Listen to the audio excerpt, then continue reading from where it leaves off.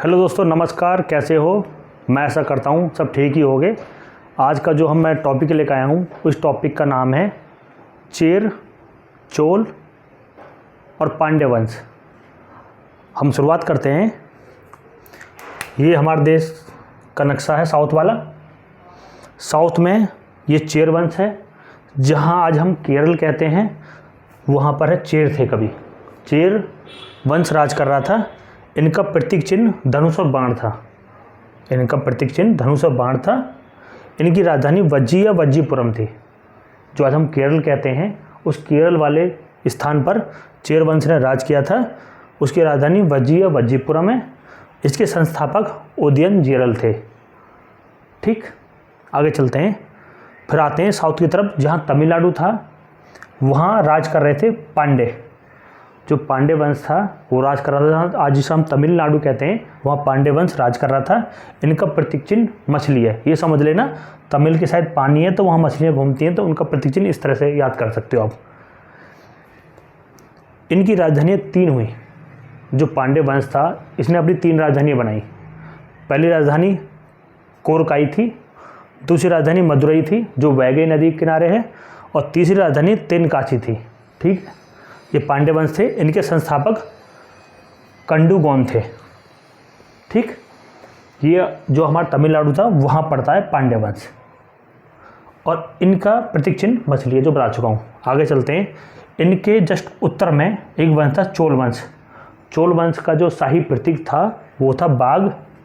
इसके संस्थापक विजयालय थे, और इनके ऊपर जस्ट पल्लव वंश थे।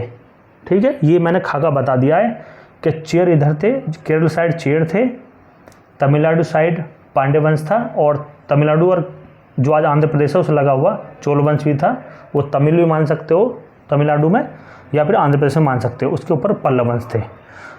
तो हम आगे बढ़ते हैं।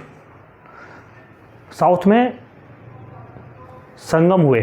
संगम का मतलब ये था उस समय वहाँ पर राजा आते थे, विद्वान आते थे, कवि आते थे। हर तरह के जो विद्वान थे एक जगह आके बैठते थे, वो अपने विचार बताते थे। उन विचारों से साउथ में 2500 रचनाओं करी गई। ठीक, जो संगम हुए 3 हुए। जो हमारे यहाँ साउथ में संगम हुए हैं, दक्षिण में संगम हुए 3 हुए हैं। जैसे हम संगम काल कहते हैं ना, 3 संगम हुए। तो लोग आके मिलते थे, अपने विचार व्यक्त करते थे। ठीक है, और उन विचारों से रचनाएं हुई, बड़ी अच्छी चीज़ें लिखी गई। तो 3 संगम हुए। पहला संगम हुआ मदुरई में। मदुरई वही जो है तमिलनाडु पड़ता है आज, और वैगई नदी किनारे मदुरई में हुई। इसके अध्यक्ष बनाए गए अगस्त्य ऋषि। मदुरई में पहला संगम हुआ, इसके अध्यक्ष अगस्त्य ऋषि बनाए गए। उसके बाद सेकंड संगम होता है कपाटपुरम जो मदुरई में पड़ता है। इसके अध्यक्ष भी अगस्त्य ऋषि बनाए गए। इसके बाद तीसरा संगम होता मदुरई में। इसके अध्यक्ष नक्कीरर बनाए गए। सुन लीजिए, जो पहला संगम है इसका कोई लिखित प्रमाण नहीं है। जो पहला संगम मदुरई में हुआ, अगस्त्य ऋषि इसके अध्यक्ष थे, इसका कोई लिखित प्रमाण नहीं है। जो सेकंड है कपाटपुरम में हुआ, मदुरई में पड़ता है, इसके भी अध्यक्ष अगस्त्य ऋषि थे। इसका लिखित प्रमाण जो है तोल्काप्पियम में मिलता है। तोल्काप्पियम को हम तमिल व्याकरण कहते हैं। ठीक है, तोल्काप्पियम को हम तमिल व्याकरण कहते हैं। इसमें सेकंड जो संगम हुआ उसका बारे में मिलता है। इसके बाद जो तीसरा हुआ मदुरई में, जितनी सारी रचनाएं लिखी गई, 2500 रचनाएं लिखी गई, ज़्यादातर रचनाएं इसी में लिखी गई हैं। जो प्रसिद्ध तमिल काव्य है उसे शिल्पाधिकारम कहते हैं। सबसे प्राचीनतम महाकाव्य है उनका। तमिल का सबसे प्राचीनतम महाकाव्य शिल्पाधिकारम है। ठीक, देखो आराम समझ लीजिए। चेर मैंने बता दिए। चेर आज जो हमारा केरल वहाँ पड़ता है। प्रतीक चिन्ह धनुष बाण है इसका। इसके संस्थापक उदयन जीरल थे। राजधानी वज्जी या वज्जीपुरम है। ऐसे ही पांडे थे। पांडे का प्रतीक चिन्ह मछली है, और इनके संस्थापक कंडुगोन थे। इनकी राजधानी 3 थी। पांडे वंश की राजधानी 3, कोरकाई, मदुरई। पहली राजधानी कोरकाई बनाई, फिर मदुरई बनाई, और तीसरी राजधानी तेनकासी बनाई। ठीक है, कोई दिक्कत नहीं है। चोल वंश को बता दिया।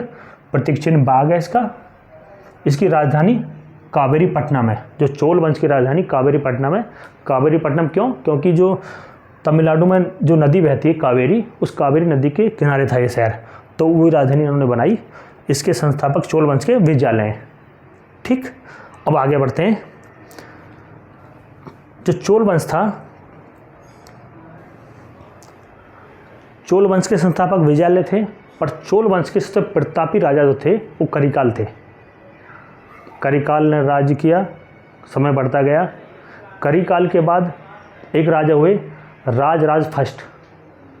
राजा फर्स्ट जो हुए, इन्होंने अपना जो एरिया था या क्षेत्र था पल्लव से लेके मदुरई तक बढ़ाया था। मतलब ये मान ली आंध्र प्रदेश से लेके तमिलनाडु तक अपना एरिया बढ़ाया, इन्होंने पूरा कब्जा कर लिया।